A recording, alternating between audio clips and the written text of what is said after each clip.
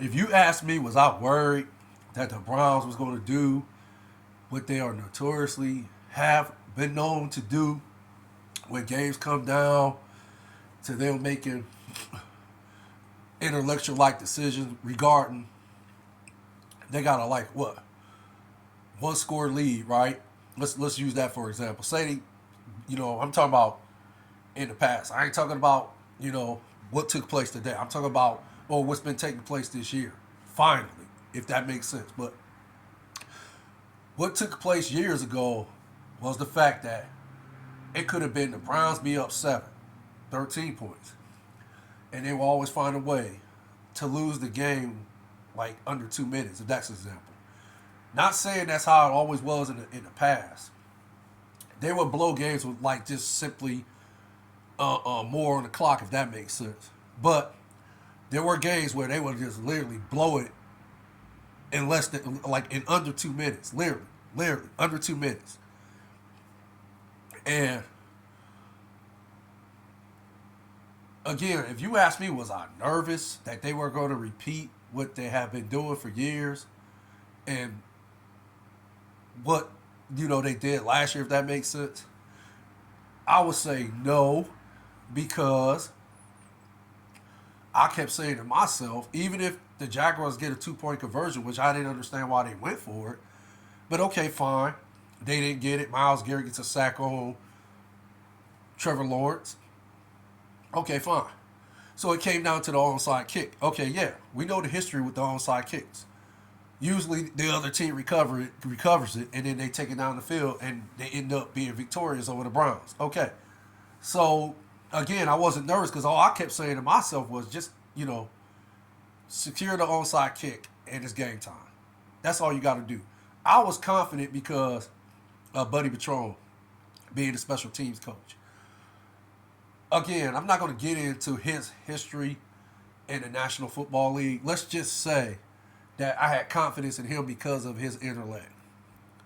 Okay, so the Browns, of course, they secured the onside kick and it was game time. They ran the clock out. The Browns ended up winning the game 31-27. So, again, if you want to ask me another question, what's different with this Browns team this season versus the the Browns teams in the past that since 1999, if we want to go all the way back to when they debuted in 1999, because we know the history of what happened to the original Browns. We ain't gonna get into that. But if you ask me, what's different with this Browns team? It's simple. It's not a complicated answer. It's not a complicated question, in my opinion. I like to think most people that know football see exactly what I'm seeing. The Cleveland Browns finally have a collective, competent football people. Simple as that. They have a collective, competent football people in office now. From Kevin Stefanski, from Jim Schwartz. Sorry about that. And Buddy Patron. What a difference people that know football make in the National Football League. It's not, football is not that hard of a sport to play. It's not complicated, in my opinion. You either have the gift to play football or you don't. It's that simple. You either have the gift to be a head coach or you don't.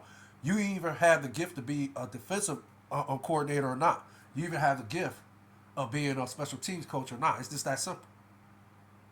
So, it's all this stuff is finally manifesting to a point of what we're seeing this season. The Browns have simply been winning these close games that they would have lost in the past. That's what's going on. The games, the close games that the Browns have won this season, they would have lost them years ago. It's that simple. Kevin Stefanski should get a lot of credit. As a matter of fact, I don't want to say he should get the majority of the credit, but he should get a lot of the credit because of the injuries to key players. Imagine if Deshaun Watson was healthy. Imagine if Nick Chubb was healthy. Imagine if Denzel Ward was healthy. Imagine if Myles Garrett was healthy. Imagine who else is out. Oh man, the center went out again. Pollock or whatever his last name. No, I don't think it's Pollock. I forgot his dang old name. The center for the Browns, he's out again. Jake Conklin, he's been out since the beginning of the season. Imagine if all these dudes was healthy. What do you think the Browns record would be at right now, today? I would go on record and say the Browns would be the number one seed in AFC, to be all the way real. Because if you remember, before Deshaun Watson went down with his season-ending shoulder injury, he was 14 for 14 against the Ravens in the second half, and that's why they won that game. He was the majority of the reason why they won and was able to beat the Ravens.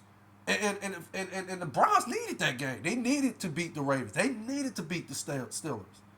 So now, I like to think the Browns are in position, or in great position, to make the playoffs.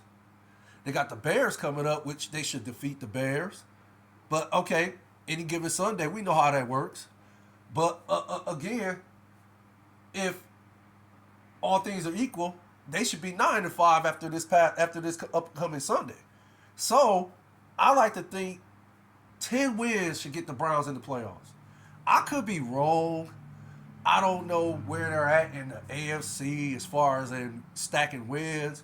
Because, I could be wrong about this too, but I've been hearing that the Browns need to win some AFC divisional games in order to avoid tiebreakers or something like that, if that makes sense, and some other formalities that takes place in order for a team to make the playoffs in the National Football League, if that makes sense. So, I like I said, I could be wrong, but I would like to think now that the Browns won today, 10 wins should get them in. They should either be the 5th seed, the 6th seed, or the 7th seed when this season is done. So we'll see what happens.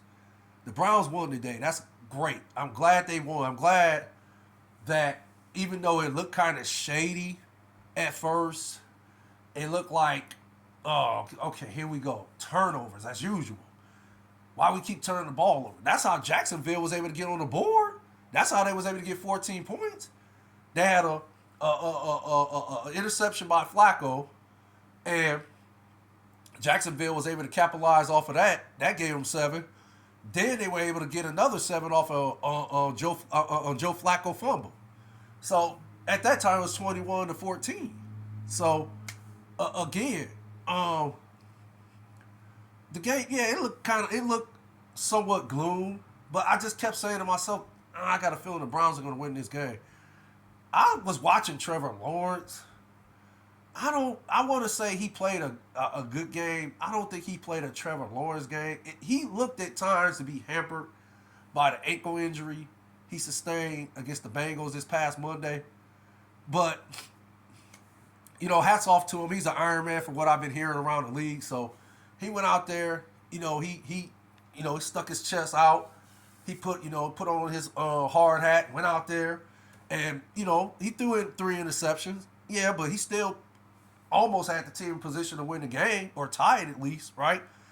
So, Trevor Lawrence, in my opinion, yeah, he's elite. He's elite. He's one of the elite quarterbacks in the game. So it didn't surprise me when he played, because I knew when he played, when they announced he was going to play, I was like, okay, Browns, if y'all don't put no pressure on this dude, he going to murder y'all. He going to kill y'all. Keep in mind, this is Trevor Lawrence. This ain't some slightly below average quarterback or average quarterback, starting quarterback in the game. This is Trevor Lawrence. He's elite in my opinion. So you have, and then he's not saying he's hindered by the ankle injury, but I would like to think he was kind of like tentative, if that makes sense, because he didn't want to get hit and then injure the ankle, make it more severe than what it already is now. So I ain't gonna say he played tentative, but at times it looked like he didn't want that ankle to take a wrong hit, something like that, if that makes sense. So, I kept saying the Browns, y'all better put pressure on him. Don't let him sit back there and throw the ball. You know that he has that ankle injury. I don't know if it's severe. I don't know what extent his ankle injury is now. But if y'all don't keep pressure on this dude, he gonna murder y'all. He gonna pick y'all apart. And the Browns, for the most part, were able to apply pressure. So that's why they were able to get the 3 interceptions. So again, we'll see what happens going forward.